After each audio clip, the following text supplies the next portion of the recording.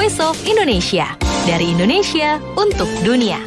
Jadi be happy ya pendengar ya hari ini, dan saya happy banget hari ini karena nggak sendirian ngobrolnya, ada teman saya dari Korea Selatan nih. Siapa nih yang suka BTS, Blackpink gitu ya? Atau kalau saya lebih ke EXO ya.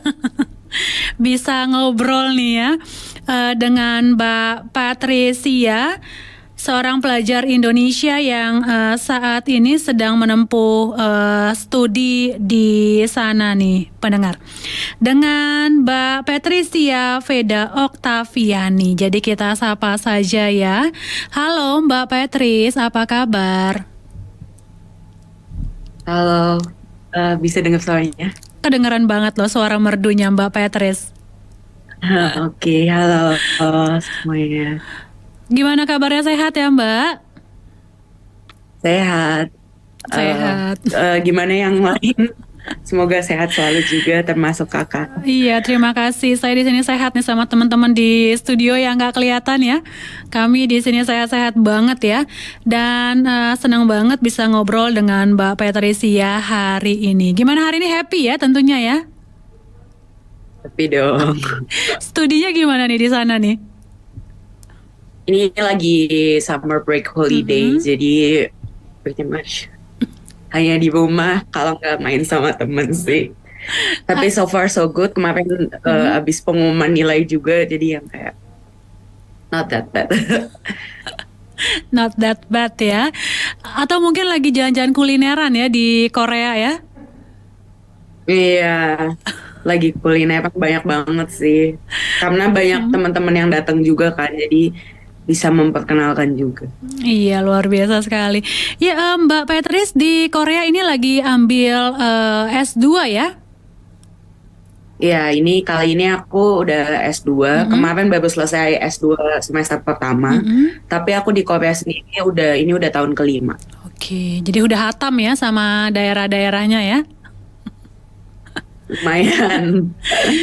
Waktu itu di S1 ambil studi apa, kemudian di S2 ambil studi apa nih Mbak Patris? Aku S1 ambil Economic Finance, double major sama logistik. Lalu S2-nya aku ambil International Trade.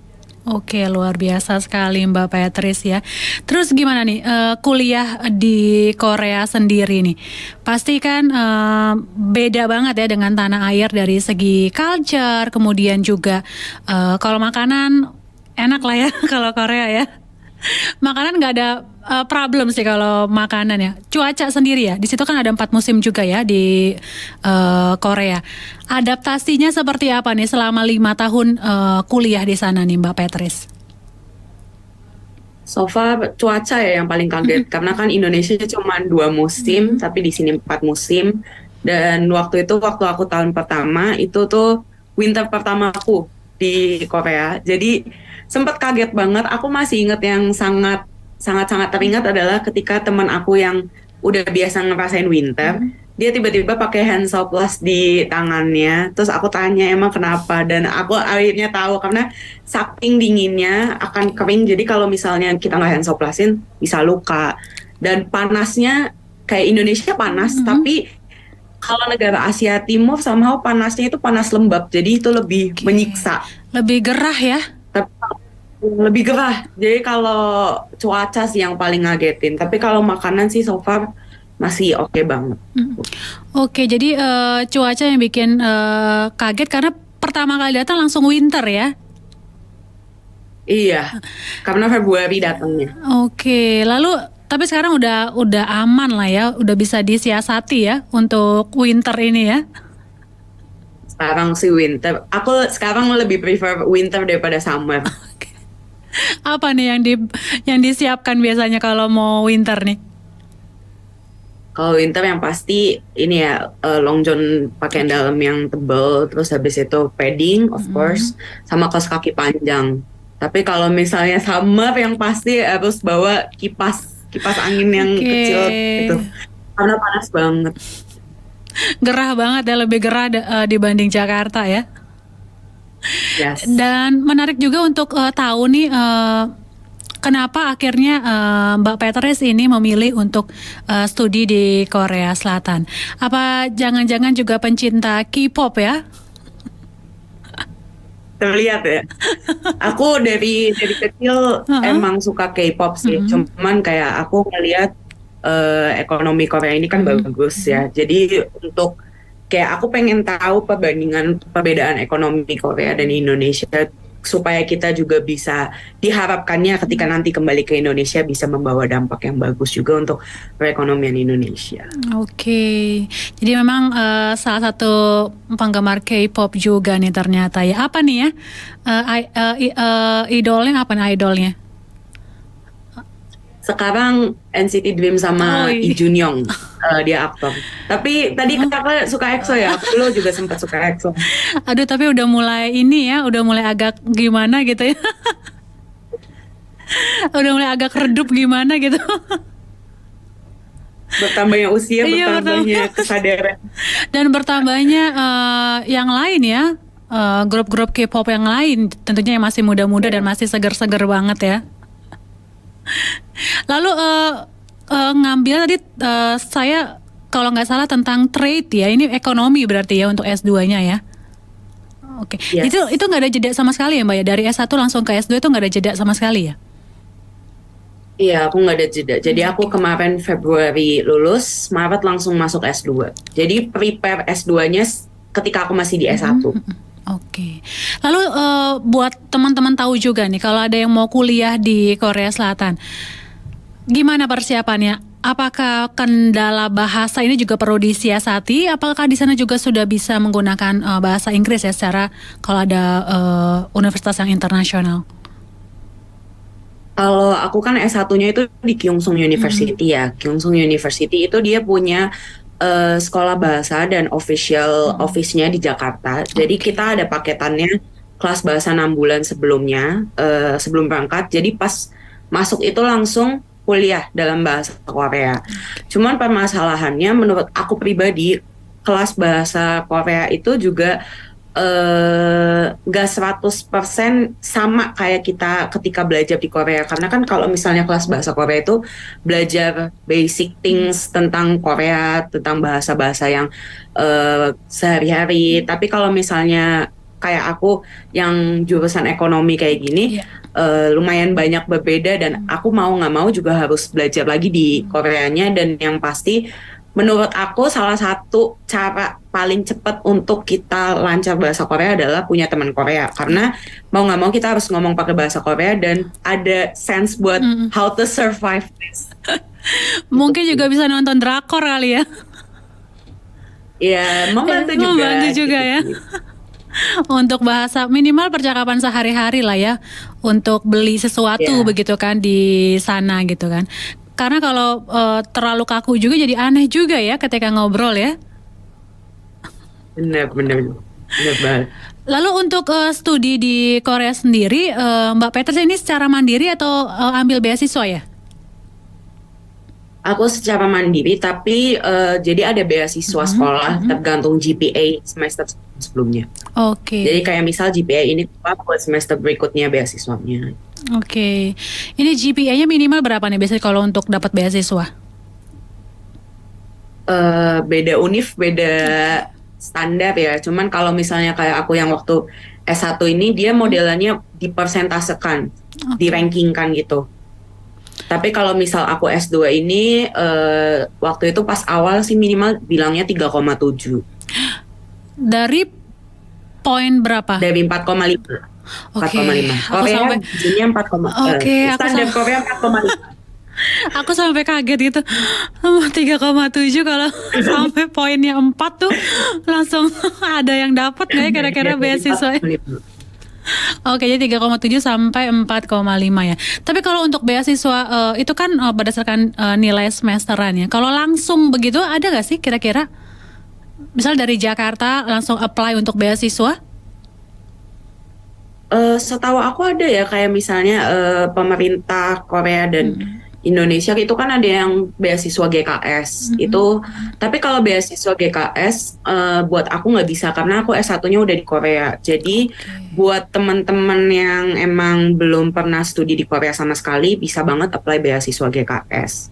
Cuman itu tuh kayak setahu aku kayak dalam 1 tahun cuman bisa berangkatin beberapa murid. Oke, berarti saingannya ketat Tapi itu ya. full cover. Iya, saingannya ketat tapi full cover. Semuanya di cover, bahkan sampai uang saku bulanan juga. Iya, setahu aku full Wow, coverage. luar Tapi biasa. kayak dia misal break holiday kayak gini pun dia ada maksimal pulang ke Indonesia dalam waktu 1 bulan. Oke, dan itu juga di cover ya untuk transportasi dan segala macamnya ya. Kemungkinan besar tiket pesawat mungkin, setahu aku ya. Aku kurang tahu sih yang ini. Cuman pemberangkatannya di cover. Oke, itu udah sangat membantu sekali ya untuk bulanannya, juga gimana hidup di sana. Karena kan untuk biaya hidup di Korea sendiri kan tidak murah ya. Pasti Lumayan mahal. pasti mahal banget. Jadi itu aja udah sangat membantu banget. Kalau Mbak Petes berarti tinggal di dorm atau di asrama apa atau apartemen bersama teman? Aku waktu tahun pertama S1 1 tahun di dorm, lalu tahun kedua aku keluar dari dorm, aku tinggal di office style apartment. Oke. Sendiri. Yang lokasinya tentu nggak jauh ya dari Korea sendiri ya. Lalu gimana sih teman-teman atau para pelajar Indonesia di Korea sendiri nih, pingin tahu ada kegiatan-kegiatannya nggak sih Mbak atau ngumpul-ngumpulnya? Banyak banget. Kita kan ada salah satunya PPK ya, Persatuan Pelajar Korea Pelajar Indonesia di Korea. Kita juga punya ada gathering setiap tahun, setahun 2 kali kalau nggak salah ada gathering. Terus kalau kayak aku itu di tiap univ juga kita punya organisasi masing-masing dan biasanya kumpul-kumpul. Terus kemarin waktu puasa pun di univ aku yang baru itu pelajar-pelajar yang muslim ada kayak buka puasa bersama, dan banyak banget kalau misalnya cari-cari pun kayak sama foreigner lain atau sama Korean biasa juga ada kegiatan-kegiatan yang bisa kita isi di tengah-tengah kesibukan belajar. Dan kayaknya aku ngebayangin aja ya bakalan seru banget di situ.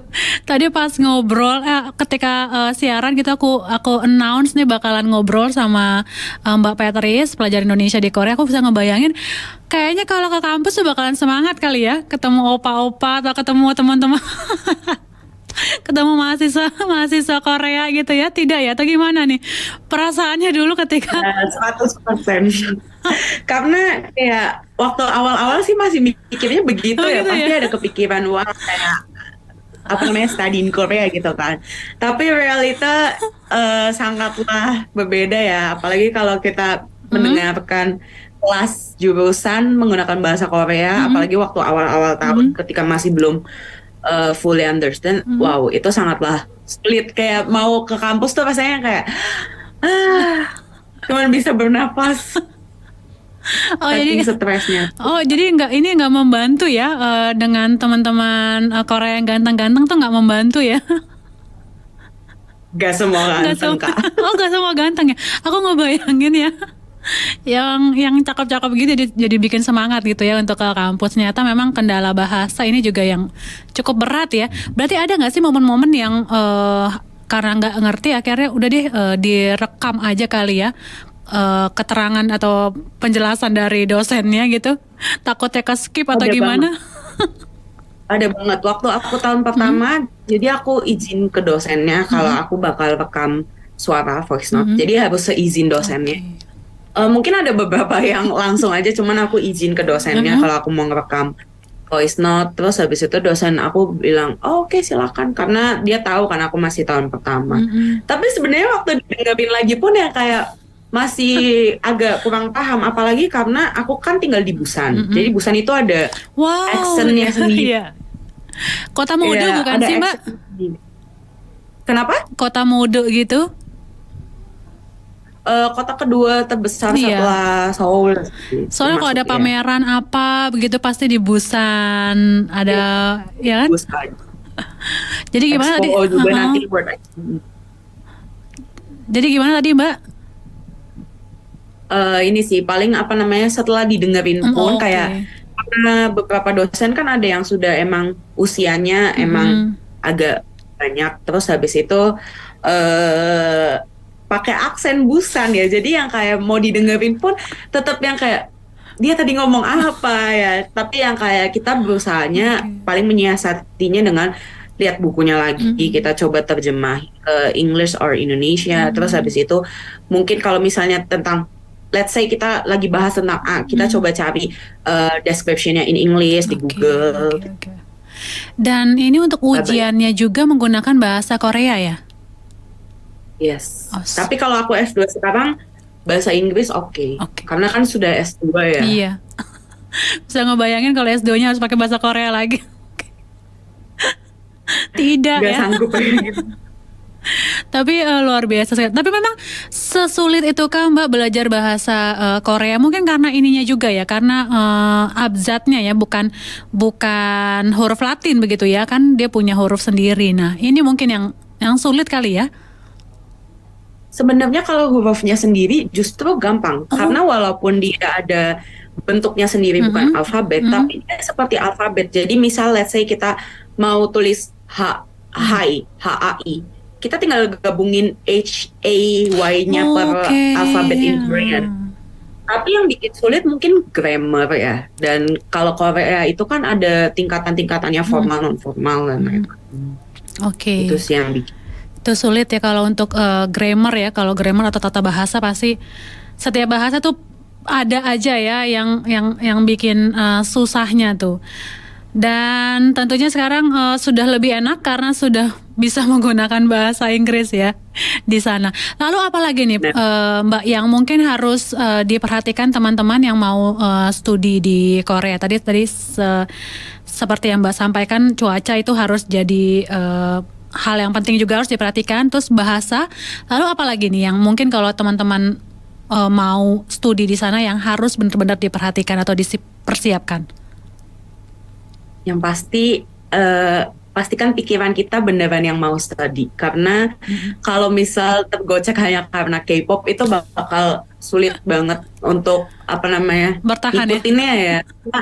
Karena 100% berbeda. Aku kayak ketika ngobrol sama teman-teman atau kakak kelas yang emang udah kuliah di Korea pun mostly yang kayak ya akan melalui hal-hal sulit ini. Tapi yang kalau misalnya emang kita dengan pikiran yang emang mau studi di Korea dan gak putus asa ya untuk coba terus, pasti dilancarkan. Terus yang kedua yang aku pasti ini perbanyak teman Korea sih, karena supaya lebih cepat penyerapan bahasanya, lebih cepat penyerapan bagaimana kita harus tinggal atau yang kayak ada apa yang perlu diperhatikan melalui Korean ini kan kita bisa belajar. Sisanya so far so good. Sama aja sih. Iya. So far so good ya. Dan karena tinggal di Korea, berarti pernah nggak sih Mbak ikut nonton konser nih ya? Mungkin nonton konsernya NCT atau juga EXO, BTS. Konser apa nih? Konser siapa? Konser siapa nih? Waktu 2019 BTS pernah, terus 2020-2021 kan COVID ya, 2022 aku pernah BTS, terus aku NCT Dream tahun lalu, tahun ini pun NCT Dream, terus fan meeting Lee Junyoung yang tadi aku bilang, aktor, sama musical sih paling pernah juga. Wow, berarti sudah banyak nih ya. Kalau yang seru sih ini ya, kalau misal festival kampus Korea kan beberapa setahun bisa 2 kali itu. Kadang di festival kampus pun ada undang artis, jadi kita bisa nonton gratis. Wah, itu enak tuh kalau nonton gratisan ya. Mungkin itu ya sisi lainnya, kalau walaupun mungkin bahasanya sulit, cuaca juga harus beradaptasi dan lainnya, tapi serunya juga karena kita bisa nonton, kesempatan untuk nonton dari dekat ya. Ini idol-idol kita tuh lebih besar begitu ya Mbak ya. Karena kalau di Indonesia sendiri kan aduh, war tiketnya itu luar biasa. Tapi di Korea war tiket juga lebih sulit, jangan salah. Oh gitu. Iya. Seriusan nih Mbak? Lebih sulit. Serius. Apalagi kalau yang udah terkenal banget, maksudnya kayak BTS, NCT Dream gitu, sulit Itu banget. kemarin gimana bisa dapatnya nih? Melalui perjalanan panjang ya pastinya. Sulit banget. Aku waktu 2019 itu yang pas dapat BTS itu dapatnya lantai 3, tapi aku nungguin cancelan tiket. Jadi kalau di Korea itu ada Heeh. setiap jam 12 sampai jam 2 pagian itu ada cancelan tiket. Aku nungguin itu sampai baru aku dapet tiket lantai Oh, 3. alah. Maksudnya tiket lantai 3 itu di ini stadion Paling kan, Mbak? atas. Oh, paling atas. Oke. Iya. Berarti paling jauh ya. Itu pun sulit. Itu pun sulit, Kak. Itu pun aduh, kemarin kita war Coldplay aja di sini udah ribut ya. Jadi BTS tuh lebih Makanya susah lagi ya. bener banget. Aduh, aku pikir karena sudah dekat gitu ya dengan negaranya jadi lebih mudah ya. Ternyata malah justru sama saja ya. Tapi memang di situ Sama sih ya, aja. di situ keseruannya ya, apalagi idola sendiri nih. Iya, bener banget. Terima kasih Mbak Petri sudah ngobrol bersama kami nih, sukses untuk studinya di sana ya.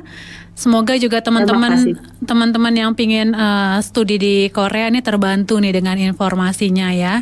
Mempersiapkan banyak hal untuk bisa kuliah di Korea nih. Dan jangan lupa ya kalau kembali ke Jakarta main-main nih ke Voice of Indonesia Mbak Petris. Ya, walaupun aku bukan warga Jakarta, aku nanti datang deh. Warga mana nih Mbak Petris?